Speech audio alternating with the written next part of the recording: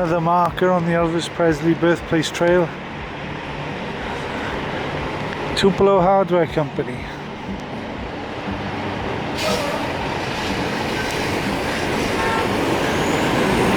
This shop that Gladys and Elvis came on his 11th birthday. As the story goes, he once wanted a bike or a gun. Gladys couldn't afford and was unwilling,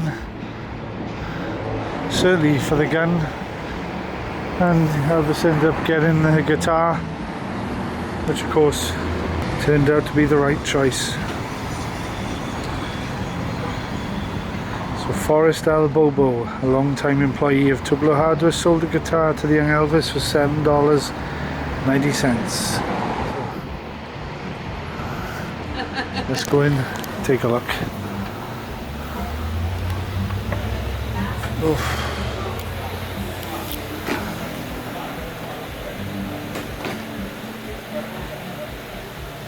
So this is Tupelo Hardware. Probably, apart from the merchandise of course, and sale, probably look pretty much the same as it did in the 40s. The wooden framed glass cabinets. Fulton and Itawamba County. I wonder if there's possibly photos of the Presley extended family in either of those books.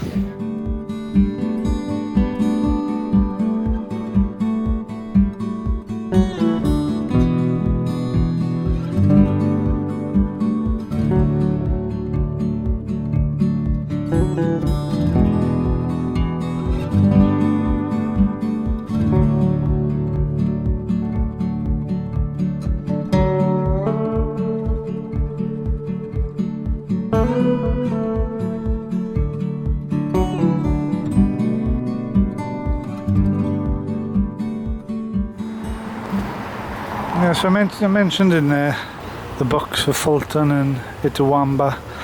Said I wonder if any Presley family are in there. What's interesting about the Presleys is I mentioned it in Priceville Cemetery. Elvis's grandfather, Jesse, Vernon's father, his mother was Rosella Presley. You know, Rosella Presley was unmarried and she had 9 children in total. And it's widely believed Jesse's father was a man named John Wallace, because John Wallace did live in the vicinity,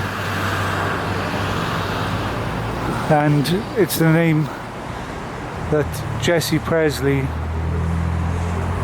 when he got married the second time after divorcing Minnie Mae, he put on his marriage certificate father's name, John Wallace. It's believed John Wallace did look after, as best as he could, the children that he fathered with Rosella Presley. So it's thought that all 9 children knew who their father was, but Rosella Presley never took any of their names, didn't give the children any of their names. So interesting fact, Elvis, if it had gone with the father's surname, it would have been Elvis Wallace, which hasn't got the same ring about it, I don't think.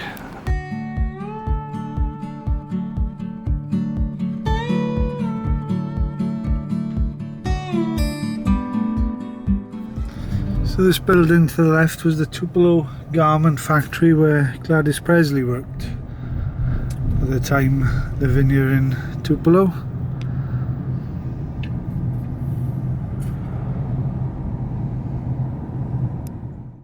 If we just go down here a little on Maple Street,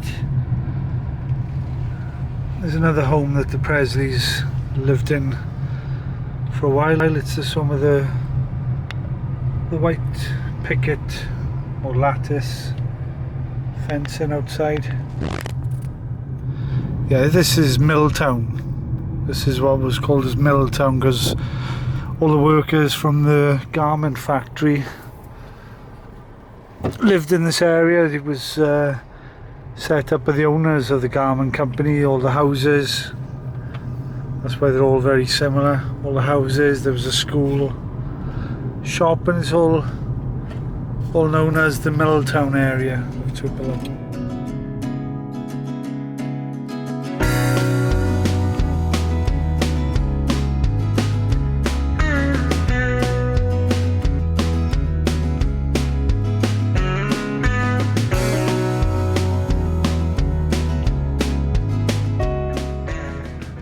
The actual homecoming statue is up in front of the town hall there. The other side of that town hall, but the actual stage itself would have been set up somewhere around where that building is there. Back end of that building. There's an old aerial photo of Tupelo with the fairgrounds in the distance, and you can see the bleachers. But we've got to the statue where they have put it. Obviously it'll be too far back off the main road to put it where the actual performance took place.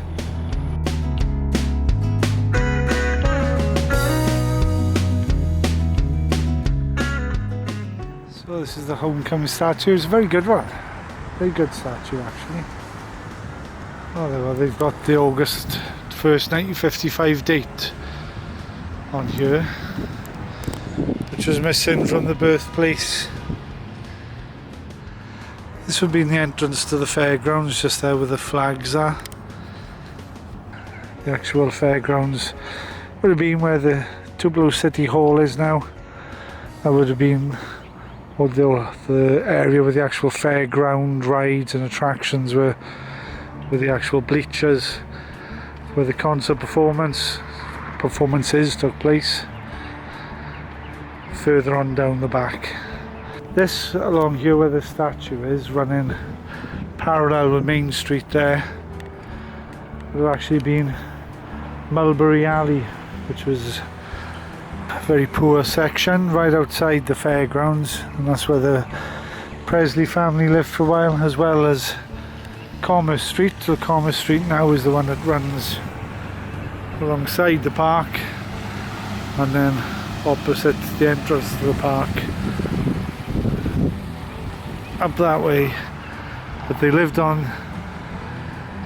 this side of Main Street, that side of Main Street, from Commerce Street west, a few blocks across, would have been where Shake Rag, the black community, notorious for its gambling, drinking, and of course blues music, which Elvis would have been exposed to, even if he didn't actually go into the Shake Rag area, being in such close proximity here, and indeed living in a black area of North Green Street, which was further up behind the main part of Tupelo there, which we'll be going to later.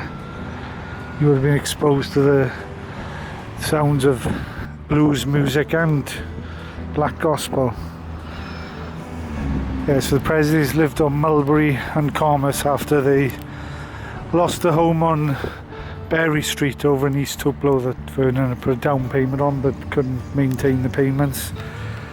They came over here briefly, living on Commerce and Mulberry before moving up to North Green Street, which was the address that they were living at when they left Tupelo for the last time in November of 1948. So we would have gone down just so far back, and then you would have had Mulberry running parallel across there, and the actual fairgrounds entrance would have been perhaps a little bit further back, just past those last park benches.